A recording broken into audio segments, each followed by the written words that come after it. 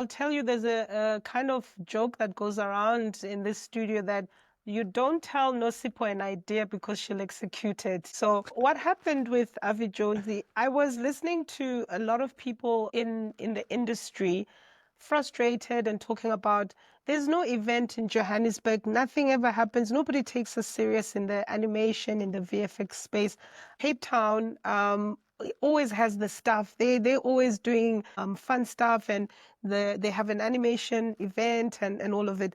And I was like, well, why don't you guys do it? Why are you? And we spoke about it, I think for 2-3 years, people kept talking about it. So I got fed up, I'll be honest, and I said, I'll do it. I'll do it. And I'm like, I've never really curated or created an event except my kids' parties, which always end up with someone crying and putting soap in their eye. That sounds familiar. Yes.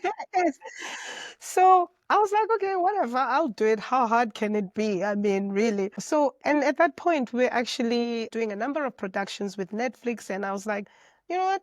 I'll just throw it out there. Let me ask them. Maybe they would be keen partners to help me. So I sent an email to one of the guys that we were working with from Netflix, and I said, hey, would you guys, I've got this idea. I want to start this event. This is the name of it, and this is what we would want to do. Are you interested? And took them about a week and a half to respond. And I was laying eggs that whole week. I was like, oh my God, maybe they're going to cancel our jobs because why did I mix? Like you have all of these things going on in your Yeah, head. yeah, yeah. And then a week later, they're like, we love this idea. Tell us more. And I'd put a pitch deck together. So the long and short of it, Julian, was Avijozi was really meant to be a space where creatives, particularly VFX animation and gaming, people could come together and collaborate, but also potentially get jobs and hire each other, but also for the younger generation who don't know anything about animation and VFX to create awareness for them and opportunities for them. And Avijozi has become almost like it has taken a life of its own. Now it involves three main initiatives. The first one is we do roadshows where we go to schools and we go to universities and we speak about the artistry, the technical side of VFX and animation, AI, and across the board. And so that's the first portion of it. The second one is we've started like a skills to job program, which we're going to launch in the next few. And that's meant to, teach people about visual storytelling. Unreal Engine, as you and I know, Unreal Engine is the sort of, it's become the it kid that's across the Yeah. board. And so we're also getting into training people into that. And then the last part of Avijozi is the festival, where we also want to celebrate, the creativity that comes from this place. I feel like VFX as well as animators are the step kids in the film industry. They're the ones who are made to sit at the back. When the credits are almost finished, they're like right at the bottom.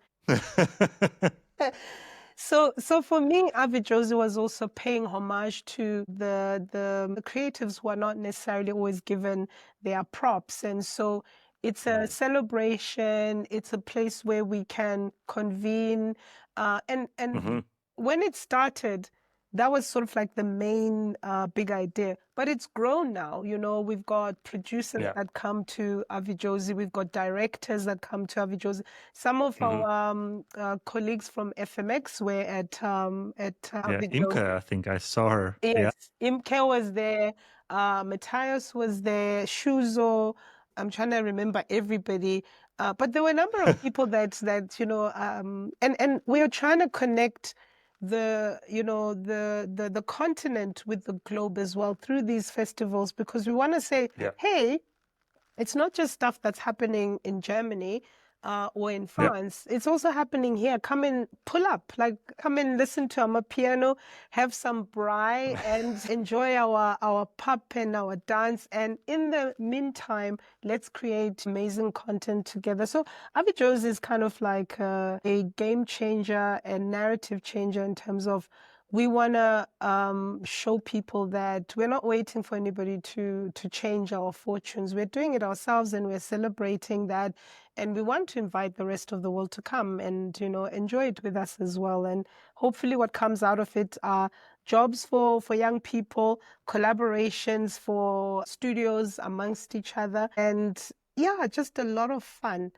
And maybe the thing that I can say about Avijozi, when I invited even our competitors, people said, "Nosi, you're crazy." I mean, you're inviting all of these competitors to the same meeting where your clients Netflix is there, the people that you get work, the production companies that you get work, they'll take your work. And we're like, we feel like we've done the work, in terms of securing those relationships, delivering great work.